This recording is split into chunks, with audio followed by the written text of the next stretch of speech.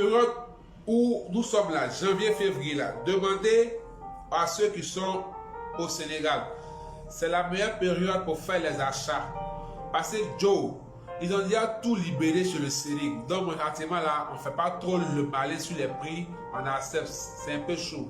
Ils ne jouent pas, ils ont dédié. Je suis en train d'atterrir. Moi, il dit, je dois passer devant. Il faut passer devant. Si tu ne viens pas, nous, on ne monte pas. Mais toi, tu fais tout. Et puis, ça, après, tu viens dire adieu. Non. C'est pas bon. Au commencement, Dieu créa. Dieu doit être au commencement. Alléluia. Alléluia.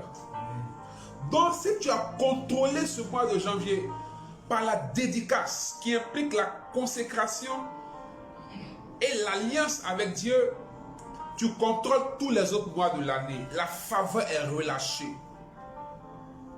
Et je l'ai dit par ton temps.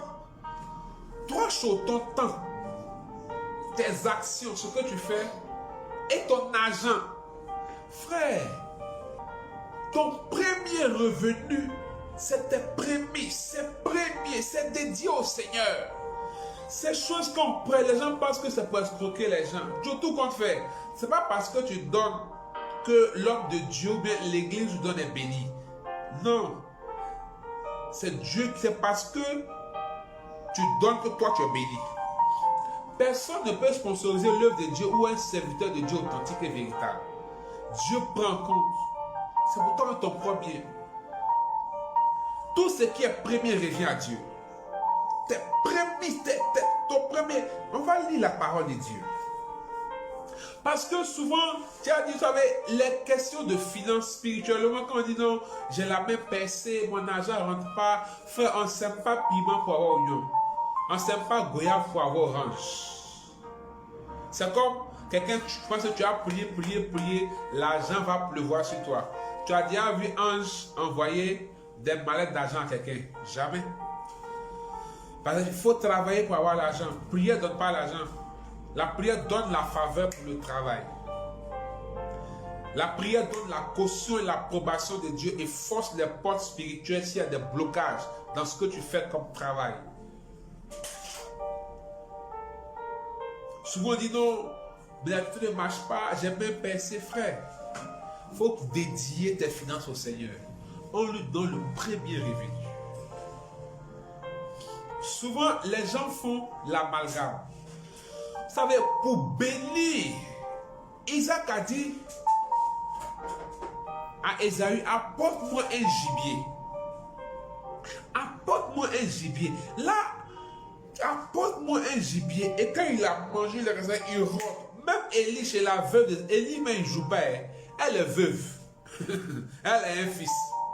Souvent, les gens disent que la Bible n'est pas son lien en envers. Elle a un fils. Elle dit, mon gars, c'est notre dernier boson qui est là. C'est que si on a franchement le boson qui est là, c'est mort pour nous-mêmes. On attend notre mort. Élie dit, Abadra, faut là. Ah, Élie, il ne science pas, il n'a pas de sentiment même. Ah! Tout discours la vieille a fait là, Élie dit, il faut donner. Ah, Élie, oh Élie. Mais elle a donné. Parce que je veux que les gens comprennent une chose. Ce n'est pas ce que tu as, ce que tu crées qui te bénit, qui te rend riche. C'est la bénédiction de Dieu qui enrichit. C'est la faveur de Dieu qui enrichit. Quelqu'un avec des millions peut mourir misérable, mais quelqu'un avec des milliers et la faveur de Dieu peut mourir richissime. Parce que c'est la faveur de Dieu qui nous rend prospères. C'est la bénédiction de Dieu qui enrichit, ce n'est pas ce que tu amasses. Parce que si ce que tu amasses n'est pas sécurisé, tu es mort. On a vu ici, comment il s'appelle, le gars là, qui était le plus riche, et puis en 3 jours, il est descendu. En 3 jours, 18 millions, c'est parti. Et que toi un matin, tu es le plus riche au monde. 3 jours après, Bon, ça, c'est les questions de la bourse. Mais effectivement, dans la vie des gens, c'est comme ça. Tout peut dégringoler parce que ce n'est pas sécurisé. Il y a des voleurs, ce n'est pas sécurisé. Il faut faire la sécurisation prophétique. Il faut sécuriser ce que tu as. On ne prêche pas pour avoir l'argent dans tout cas. Bon, ça, c'est là, il y a pas là. Mais je suis en train de faire un enseignement, nous parler de quelque chose de fondamental. Mais toi, tu as fait jeûne et prière, tu as consacré ton temps, ta sanctification à Dieu. Mais quand c'est là, tu dis, Seigneur, ça là, on ne touche pas. Ça là, Seigneur, c'est pas bon. C'est pourquoi Paul dit, les avares sont des idolâtres.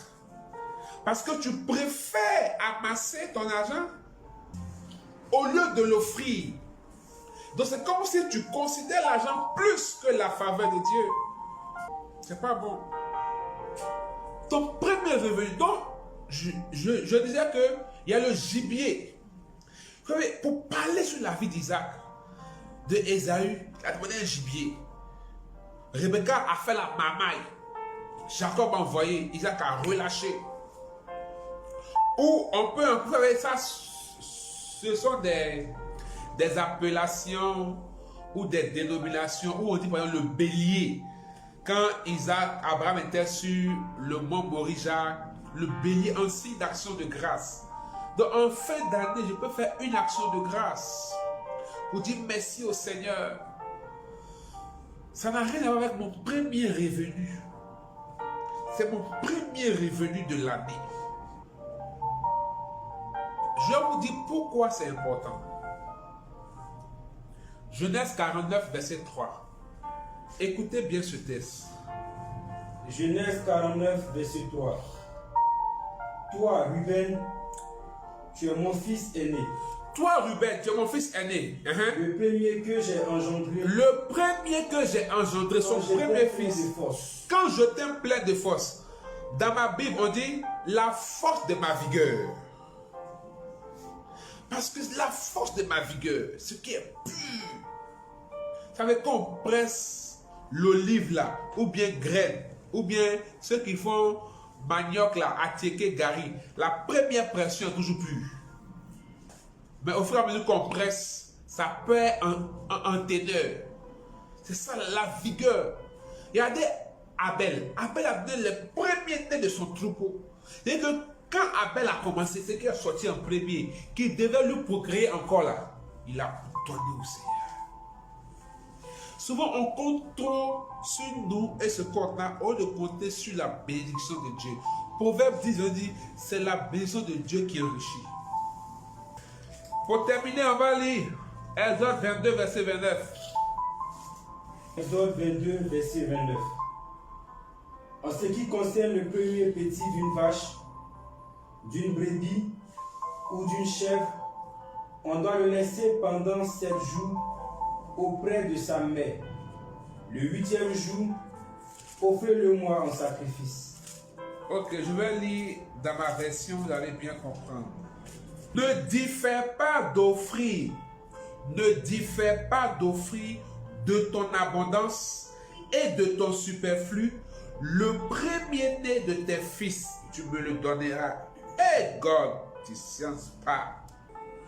Est-ce que vous voyez ce que Dieu dit à Israël? Tu feras de même pour ton gros et ton petit bétail. Exode 23, verset 16. Exode 23, verset 16.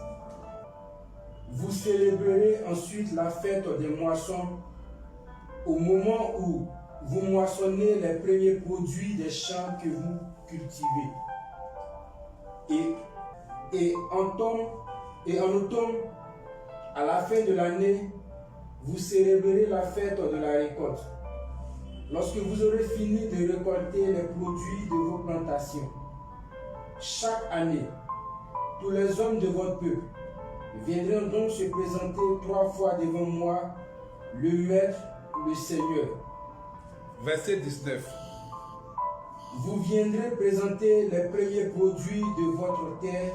Les premiers produits. Ici on dit, tu apporteras à la maison de Yahweh ton Dieu le meilleur de tes prémices de ton terroir.